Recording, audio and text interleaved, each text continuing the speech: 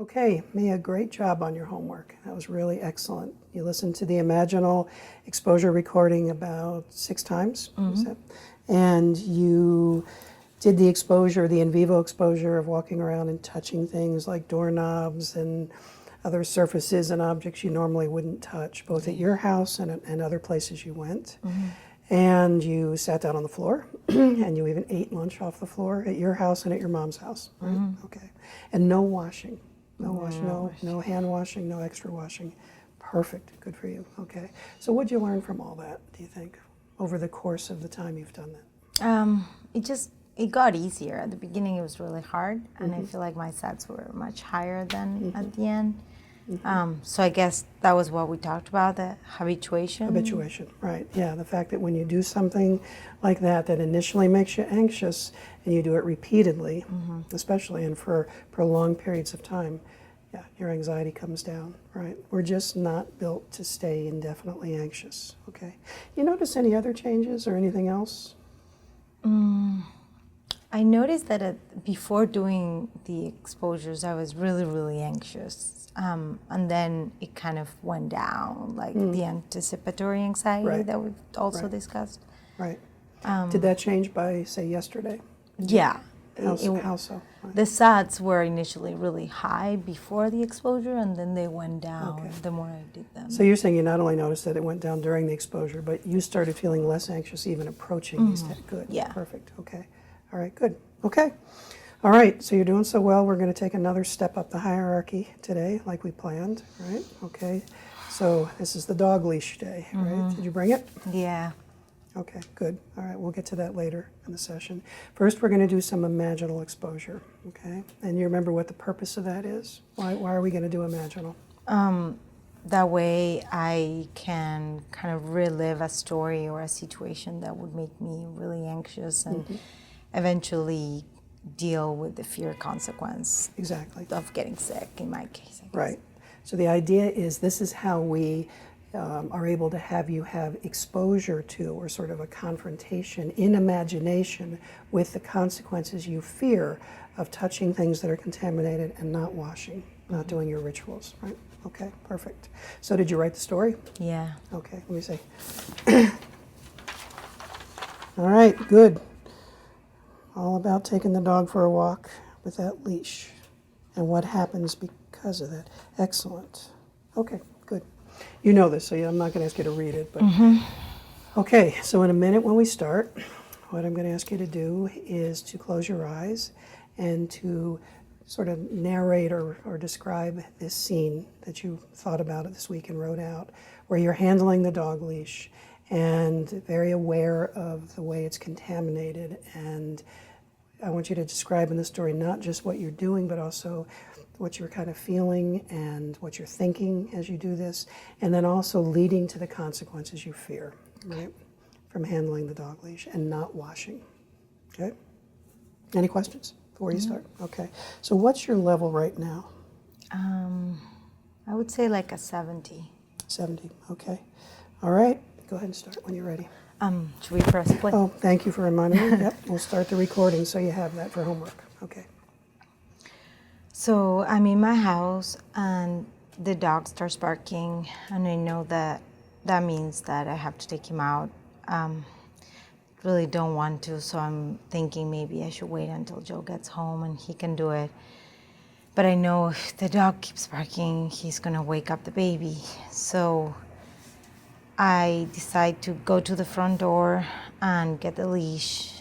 I'm not gonna wear the gloves I usually wear, so I fully experience touching the leash, but I'm already feeling really anxious.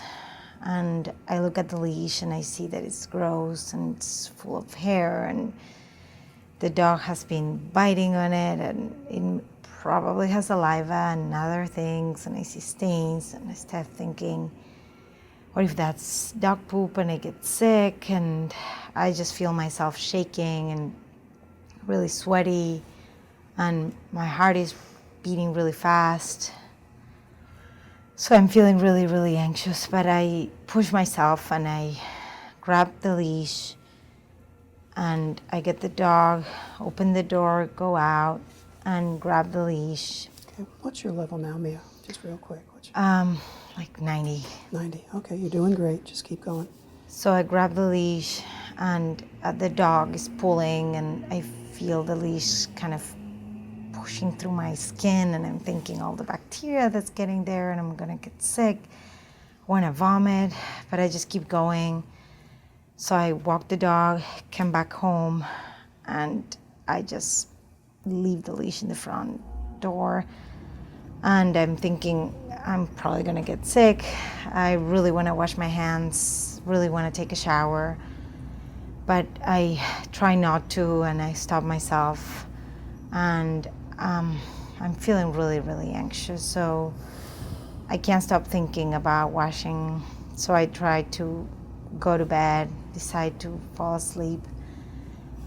The next morning I wake up and I already feel sick. I know I'm sick. I'm shivering, and I feel like I have a fever, and I'm shaking again, and I'm really nauseated. So I go to the bathroom, start vomiting, and I know I'm sick. I already got something I should have washed. I start thinking about that. I'm gonna get the baby sick. And I feel really, really sick. Okay, great job. What's your level now? Like 80. 80, okay. All right, so just keep visualizing this. I'm going to describe it now, and you just stay with that image as much as you can, okay?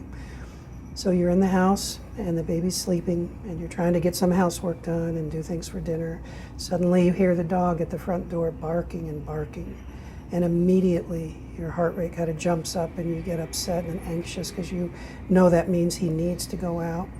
And Joe's not going to be home for hours, and you really don't want to take him out, but you have to.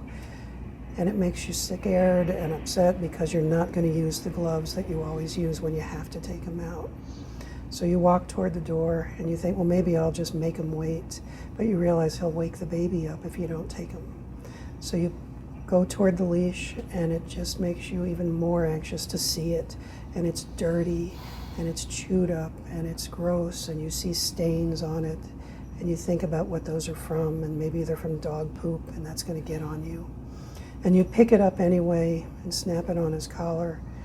And as you go out the door and he lunges outside, he pulls that leash into your hand, and you feel the contamination from the leash entering your body through the pores of your skin, and you feel like it's just running up your arm through your bloodstream. And you keep thinking, oh my God, what if I get sick from this? What if there's some germs in this or bacteria? But you keep walking him until he finishes what he has to do. And you bring him back inside the house, take the leash off. And the urge to wash is so powerful, so strong. You want to go scrub your hands and get in the shower and wash your whole body and do it quickly and get all these germs off from the leash. But you don't do that. You don't. You make yourself not do the ritual. And then you go back in and just keep doing the housework and keep doing things. But that sense of feeling sick is staying with you and worrying about what's going to happen if you picked up germs from the leash. That night you go to sleep still anxious, still upset about what happened. Wake up in the morning, and then before you have your eyes open even a couple minutes, you know that you're sick. You can feel your body being sick. You rush to the bathroom and vomit. You can feel the fever, and your body is just not right. You're sick, and you know it's because you handled that leash and didn't wash. You didn't do the washing you needed to do, and now you're sick, and the baby will probably get sick. And if only you had done the washing. Okay. What's your level now? Like 80. 80, okay. Okay, you take it back and you do it again, okay? Good job. Okay, so I'm home and the dog starts barking,